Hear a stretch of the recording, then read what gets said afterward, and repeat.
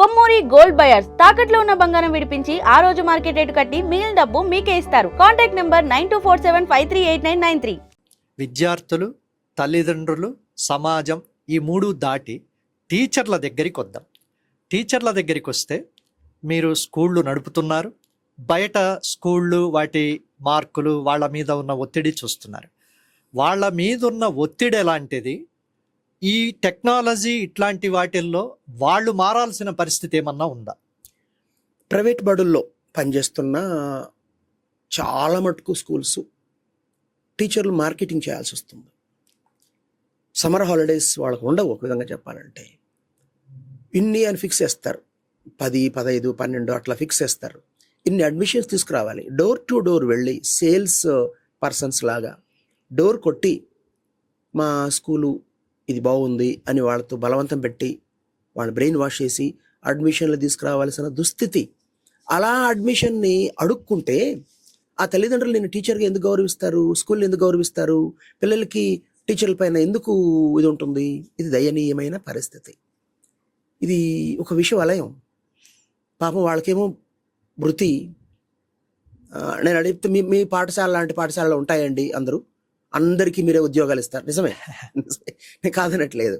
కాబట్టి పబ్లిక్లో అవేర్నెస్ కావాలి. తల్లిదండ్రుల్లో ఎందుకు ఈ స్కూల్ గొప్పదైతే మనం అడ్మిషన్ల కోసం వెళ్ళి లైన్లో నిలబడాలి, కానీ వీళ్ళెందుకు వచ్చి మనల్ని బ్రెయిన్ వాష్ చేస్తున్నారు అని ఆలోచించాలిగా పేరెంట్స్. నేను ఎప్పుడు ఒకటే సొల్యూషన్ ఇస్తానండి.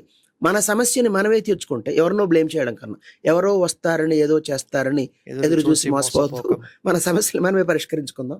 ఉన్నంతలో ఒక మంచి పాఠశాల ఎన్నుకోవడం, ఏ పాఠశాల అయితే టీచర్కి గౌరవం ఇస్తారో ఎంచుకోవడం. ఇక రెండో ప్రశ్న అడిగారు మీరు. టీచరు నిరంతర విద్యార్థి. నేను టీచరే, స్కూలు కరెస్పాండెంట్, చైర్మన్, ఈ మాటలు అంటే నాకు కొంచెం ఒళ్ళు కంపరం. టీచర్ అనుకుంటా, మా నాన్న టీచర్, నేను టీచర్, అంతే. నేను రోజు నేర్చుకుంటుంటా, పుస్తకాల నుంచి, నెట్ నుంచి. అన్నిటికంటే నేను ఎక్కడ ఎక్కువ నేర్చుకుంటానో ఊహించగలరా మధు గారు? పిల్లల క్లాస్ రూమ్లో పిల్లలు చెబుతుంటే వాళ్ళ రియాక్షన్స్ బట్టి, వాళ్ళ ప్రశ్నలు బట్టి నేను ఎన్నో విషయాలు నా మెథడాలజీని అంతా రిఫైన్ చేసుకోవడం ఇలాగే జరిగింది. ఎలాంటి ఎగ్జాంపుల్స్ ఇవ్వాలి? తరగతి గది విద్యార్థికి ఎంత జ్ఞానం ఇస్తుందో, టీచరు విద్యార్థికి ఎంత జ్ఞానం ఇస్తున్నారో అంతకు రెట్టింపు జ్ఞానాన్ని పిల్లల నుంచి టీచర్ పొందుతాడు. సో క్యూరియాసిటీ ఉండాలి టీచర్ అన్న వాళ్ళకి. కంటిన్యూస్ లెర్నింగ్, నిరంతర అధ్యయనం చేయాలి. ఏఐ ఒక సాధనం. ఏఐని చక్కగా ఉపయోగించుకోవచ్చు. మొన్నటిదాకా గూగుల్లో కూర్చుని ఒక 10-15 వెబ్సైట్లు చెక్ చేస్తే కానీ దొరకని సమాచారం ఇప్పుడు ఒక వాయిస్ కమాండ్తో వచ్చి పడుతుంది. అప్డేట్ చేసుకో. అదేమైనా టీచరా? అదేమైనా అన్నం తింటుందా? అది నీ చేతిలో ఒక సాధనం. ఎస్, కొన్ని ఎలా నేర్చుకోవాలో కొత్తగా, అంటే ఇన్ఫర్మేషనే నాలెడ్జ్ కాదు. నేను దాకా చెప్పాను, కేవలం పిల్లల బుర్రల్ని ఇన్ఫర్మేషన్తో నింపకుండా బట్టి చదువుల వల్ల ఏమీ లాభం ఉండదు ఇంకా. కాబట్టి పిల్లలకి హ్యూమన్ స్కిల్స్ అంటే ఏంటి ఇందాక చెప్పాను. Social intelligence, emotional intelligence, curiosity, critical thinking, creativity, confidence, ఇలాంటివి 13 Cలు. దానికి నేను త్రయోదశి అని పెట్టాను. అద్భుతమైన నామకరణం. త్రయోదశి చివరి దాన్ని సి రాసి బ్రాకెట్లో 13C అని ఉంటుంది క్లారిటీ కోసం. ఈ 13 Cల విద్య పిల్లలకి నేర్పాలి, టీచర్లు నేర్చుకోవాలి, తల్లిదండ్రులు అర్థం చేసుకోవాలి. ఇది మొత్తం చాలా సమూలమైన మార్పులు రావాల్సిన పరిస్థితి ఉంది. టీచర్ పాత్ర మరింత పెరుగుతుంది. ఇంకొకటి చెప్పాలి, మీరు అడగకపోయినా, రాబోయే రోజుల్లో కొత్త ఉద్యోగాలు, కొత్త యాప్స్, కొత్త సర్వీసులు వస్తాయి. నేను 1 year క్రితం నా బాలమిత్ర, అంటే వేరే స్కూల్స్కి వెళ్ళి పాఠం చెప్తాను కదా, అదని బాలమిత్ర అని పెట్టాను పేరు. నా గుంటూరు బాలమిత్ర క్లాసులో చెప్పాను 1 year క్రితం. రాబోయే రోజుల్లో అమ్మ అని ఒక యాప్ వస్తుంది. ఆ అమ్మ సర్వీస్ని బుక్ చేసుకోవచ్చు. ఒక రోబో సైంటిస్ట్ 20 ఏళ్ల తర్వాత ఒంటిగా ఉంది ఇంట్లో, అమ్మ యాప్లో బుక్ చేసుకుంది. అమ్మ హైడ్ మమ్మీ. పొద్దున్న ఎందుకంటే అమ్మ ఏంటమ్మా ఇట్లా చిక్కిపోయావు అంటుంది. తలస్నానం, నూనెంటి తలస్నానం చేయిస్తుంది, సాంబ్రాణి పొగేస్తుంది, కొసరి అన్నం, టిఫిన్, తర్వాత లంచ్ పెడుతుంది, కూర్చొని మాట్లాడుతుంది.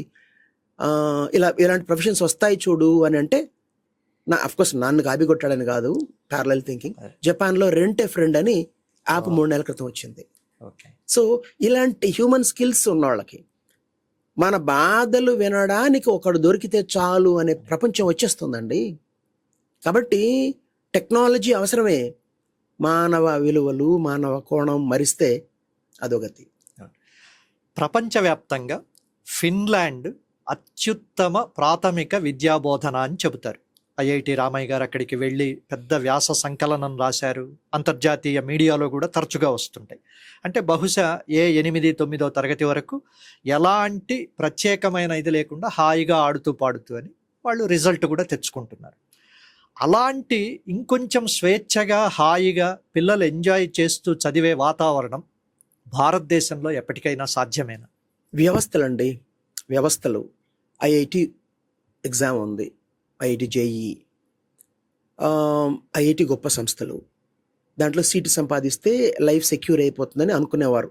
ఇప్పుడు లేటెస్ట్ కండిషన్ ఏంటంటే, నాకు తెలిసిన సర్కిల్స్లోనే ఐఐటి చేసిన వాళ్ళు 20 మంది 6 నుంచి 9 నెలలుగా జాబ్స్ లేకుండా ఉన్నారు. కనీసం వాళ్ళ రెజ్యూమ్ కూడా ఆన్సర్ అవ్వడం లేదు. అంటే ఓన్లీ టెక్నాలజీని నమ్ముకుంటే ఏమవుతుంది, హ్యూమన్ స్కిల్స్ లేకపోతే ఏమవుతుందని ఒక చిన్న ఉదాహరణ. ఐఐటిలో సీటు కొట్టాలంటే 6వ తరగతిలోనే, విజయవాడ లాంటి చోట్ల 3వ తరగతిలోనే ఐఐటి ఫౌండేషన్ కోర్సులో చేర్పిస్తున్నారు.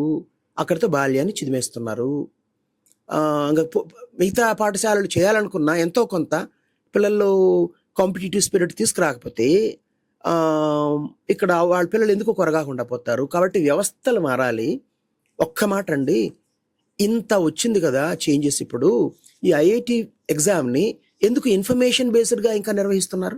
సమాచారం బుర్ర లేని లేదా మిషన్లో ఉంది. మానవ విలువల్ని, క్రియేటివిటీని, దాని అఫ్కోర్స్ అలాంటి టెస్టులు డిజైన్ చేయడం కష్టం, నేను ఒప్పుకుంటాను. బట్ ప్రయత్నం మొదలు కావాలిగా. అలాంటి ఎగ్జామ్స్ మొత్తం నేను ఒక ఐఐటిని ఉదాహరణగా ఇచ్చానండి. ఇంటర్ని లైఫ్ టర్నింగ్ పాయింట్ అంటారు. ఆ ఇంటర్ తర్వాత జరిగే ప్రతి ఎగ్జాము, ఇంకా ఆ తర్వాత వచ్చే గ్రూప్ 1లు, గ్రూప్ 2లు, సివిల్ సర్వీసెస్ కూడా, ప్రిలిమ్స్, మెయిన్స్ వచ్చేప్పటికి కొంచెం పర్సనాలిటీ ఓరియంటెడ్ అవుతుంది. బట్ ప్రిలిమ్స్ అంటే ఓన్లీ ఇన్ఫర్మేషన్ బేస్డ్. మారాలి. ఈ వ్యవస్థలు మారితే కానీ కింద పాఠశాలలు మారవు. ఫిన్లాండ్ వాళ్ళు అలాంటి వ్యవస్థ సృష్టించాడు. ఇప్పుడు మన మాతృభాష తెలుగు అని కూడా అనుకుంటాం. జపాన్ వేరు, చైనా వేరు. అక్కడ వాళ్ళ భాషలోనే చదివితే ఉద్యోగాలు చేసే అవకాశం ఉంటుంది. కానీ ఇక్కడ అలా కాదు కదా. 10th తర్వాత ఇంటరు, నేను 10th వరకు తెలుగు మీడియం. ఇంటర్ 2 సంవత్సరాలు చాలా కష్టపడాల్సి వచ్చింది. ఒక పక్క కొత్త సబ్జెక్టులు, వాతావరణం మారింది, పల్లెటూరు నుంచి ప్రభుత్వం, పక్క మీడియం, చాలా స్ట్రగుల్ చేయాల్సి వచ్చింది. కాబట్టి ఆ చాయిస్ తల్లిదండ్రులకు వదిలేద్దాం మీడియం అనేది నేను చెప్తాను. వాస్తవ రూపాన్ని మనం మార్చగలిగితే ఎంబీబీఎస్, బీటెక్లు అవి కూడా తెలుగు మీడియంలో రావడం, అక్కడ విద్యార్థి యొక్క ఇన్నర్ స్కిల్స్, హ్యూమన్ స్కిల్స్ని టెస్ట్ చేసే విధంగా పరీక్షలు ఉంటే వాతావరణం మారుతుందండి.